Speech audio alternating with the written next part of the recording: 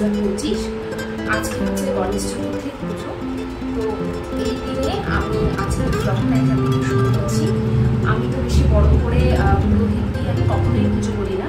গণেশ ঠাকুর যেহেতু আমার ইষ্ট দেব, দেখতেই পাচ্ছ আমি আমার পিছনে বসে রয়েছে। এখন আমি কিছু শুরু করিনি পুজো, যখন সাজাবো তোমরা দেখতে পারবে। তো আজকের দিনে গণেশ চতুর্থী মানে হচ্ছে গণেশজি আজকের দিনে জন্মগ্রহণ করেছিলেন। তো আজকের দিনে আমি যৎসামান্য যেটুকুনি পারবো সেটুকুনি আমি দেওয়ার চেষ্টা করবো বা করার চেষ্টা করবো। তো সেই প্রয়াসে তোমরা আমার সাথে আশা করি থাকবে, এবং ভিডিওটা যদি তোমাদের ভালো লাগে লাইক একটা শেয়ার এবং একটা সাবস্ক্রাইব করে আমার পাশে থেকো।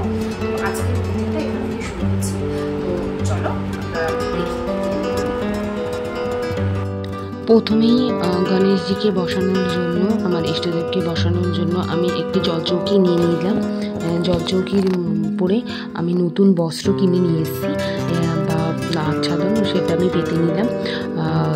লাল বা হলুদ রঙের বস্ত্রই ব্যবহার করা ভালো, লাল রঙের বস্ত্র ব্যবহার করা খুবই শুভ।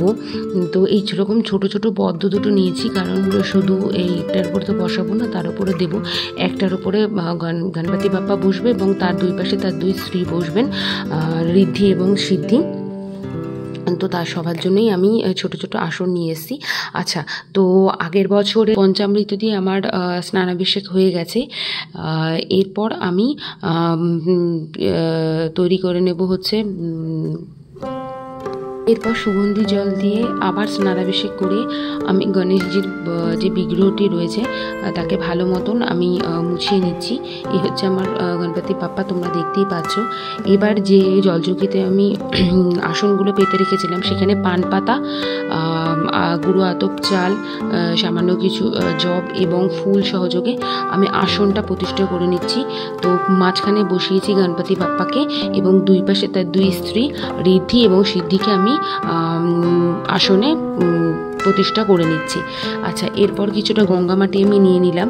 যাদের কাছে গঙ্গা মাটি থাকবে না তারা এমনি মাটিও ব্যবহার করতে পারবে, কোনো অসুবিধা নেই। কিন্তু স্নানাভিষেক বা অঙ্গরাগের সময় গঙ্গা মাটি অবশ্যই প্রয়োজনীয়, কিন্তু ঘট পাটার জন্য গঙ্গা মাটি না পেলে এমনি মাটিও ব্যবহার করা যেতে পারে। তো দেখতেই পাচ্ছ গঙ্গা মাটির মধ্যে আমি সিঁদুর এবং হলুদের ফোঁটা দিয়ে, তারপরে চারিপাশে একটু পুষ্প দিয়ে, তারপরে আমি এর মধ্যে স্বস্তিক চিহ্ন আঁকা একটি মাটির ঘট আমি স্থাপন করে নিচ্ছি, কারণ আমি এটা পুরোটাই জলের মধ্যে প্রবাহিত করব। তাই জন্য আমি মাটির ঘট নিয়ে নিয়েছি। মাটির ঘট সমেত একটা সশীষ ডাব সমেত আমি ঘট প্রতিষ্ঠা করে নিচ্ছি। ঘট আচ্ছাদন দিয়ে তার মধ্যে চাঁদমালা দিয়ে কিছু ফুল আমি অর্পণ করে নিচ্ছি। এরপর আমি পঞ্চদেবতার উদ্দেশ্যে পুজো করে নেব। পঞ্চদেবতাকে আমি আহ্বান করব আমাদের পুজোতে, আমার এই যৎসামান্য পুজোয়। এই গণপতি বাপ্পাকে দেখো আমি পৈতে অর্পণ করে নিয়েছি, পৈতে দিয়ে দিয়েছি। পৈতেটা ভীষণ দরকার, হলুদ পৈতে হলে সবচেয়ে খুব ভালো হয়, কিন্তু আমি হলুদ পৈতেটা পাইনি আমাদের এখানে, তাই জন্য আমি সাদা পৈতে দিয়ে নিয়েছি। আচ্ছা, এরপরে আমি হলুদের এবং কুমকুমের ফোঁটা দিয়ে নেব ঋদ্ধি সিদ্ধিকে এবং গণপতি বাপ্পাকেও।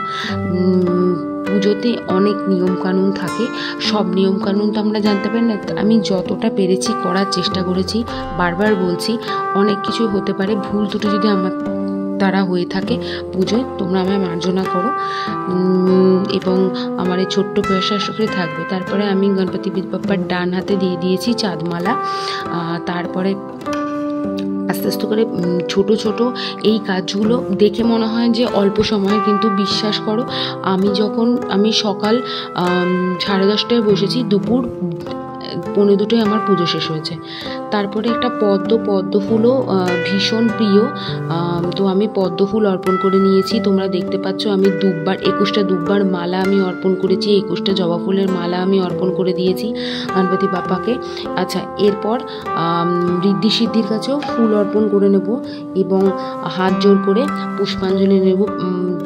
গণেশ পূজায় যেহেতু তুলসী পাতা বর্জনীয়, তাই এখানে শুধু দুব্ব এবং বেলপাতাই ব্যবহার হবে।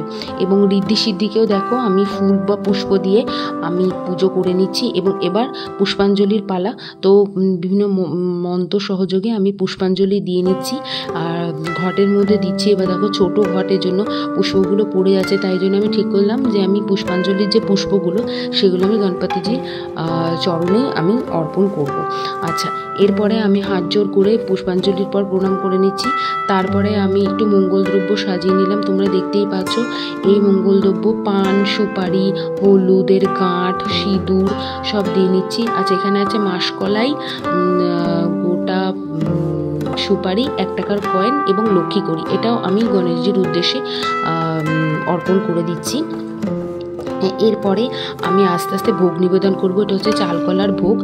আর তারপরে হচ্ছে এটা হচ্ছে লাড্ডু। গণেশজির ভীষণ প্রিয় হচ্ছে লাড্ডু এবং মোদক ছাড়া গণেশ পুজো অসম্পূর্ণ।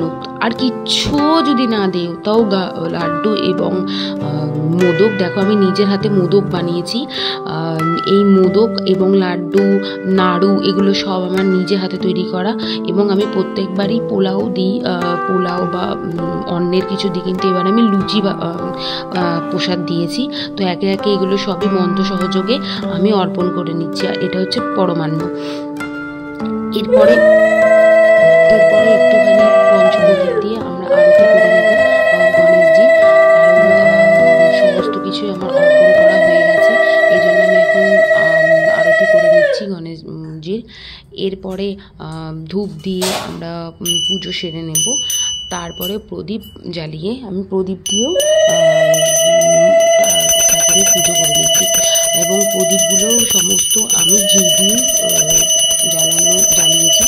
এবং গণপতি বাপ্পার কাছে এটাই চাওয়া যে তিনি যেন সকলকে সুস্থ রাখে, এবং আমার 2 ছেলে মেয়ে বলো এবং আমার মা, আমার স্বামী, সবাইকে শরীর যেন উনি সুস্থ রাখে, সবাইকেই যেন উনি ভালো রাখে, এই প্রার্থনাই আমরা মনে মনে করি এবং আশা করি ভগবান সবাইকেই ভালো রাখবেন।